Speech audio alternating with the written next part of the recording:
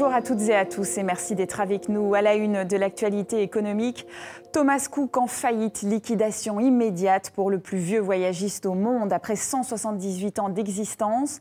L'annonce a été faite dans la nuit après l'échec de longues discussions ce week-end entre les actionnaires. Le groupe n'a pas survécu à la concurrence d'Internet et aux incertitudes du Brexit. Je veux m'excuser auprès de mes 21 000 collègues qui vont avoir le cœur brisé. Vous vous êtes battus si fort pour faire de Thomas Cook un succès.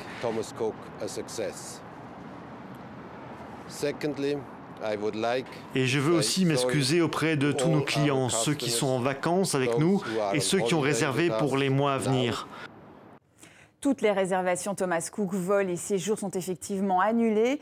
Les autorités vont devoir organiser le rapatriement massif de 600 000 touristes dans le monde, dont 150 000 Britanniques, 140 000 Allemands et 10 000 Français sont également en attente. Un numéro d'urgence a été mis en place, le 01 41 05 40 81. C'est l'opération de rapatriement de civils la plus importante depuis la Seconde Guerre mondiale. En attendant, c'est l'incertitude pour les voyageurs. C'est un cauchemar, franchement. C'est vraiment pas ce qu'on voulait pendant nos vacances. On vient nous dire d'aller au comptoir d'Iberia et qu'on obtiendra des informations, mais rien n'est sûr. On ne sait pas. Alors, quelle protection pour les vacanciers européens? Il existe une directive européenne pour les voyages tout compris, vol plus hôtel. Les touristes déjà en vacances pourront finir leur séjour puis rentrer normalement, affectés sur d'autres compagnies. Ceux qui ne sont pas encore partis bénéficient d'un remboursement ou d'une autre offre de vacances. Mais dans les faits, des touristes en vacances à Hammamet, près de Tunis, assurent que leur hôtel refuse de laisser les clients partir tout en réclamant des frais supplémentaires. Cette fermeture, c'est aussi un drame social. 21 000 personnes devraient perdre leur emploi.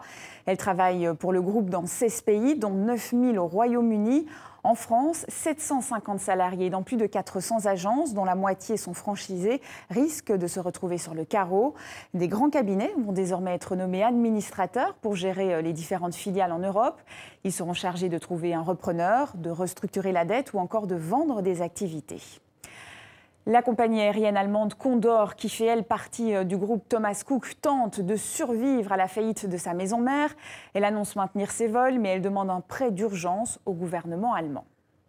Cela va mal également pour deux compagnies aériennes françaises. Le tribunal d'Evry a examiné aujourd'hui les candidatures à la reprise d'Aigle Azur. 4 offres ont été déposées pour cette société qui emploie 800 salariés en France et 350 en Algérie. Les auditions ont été suspendues et elles reprendront demain. Quant à XL Airways, le tribunal de commerce de Bobigny a débuté l'examen de sa demande de placement en redressement judiciaire.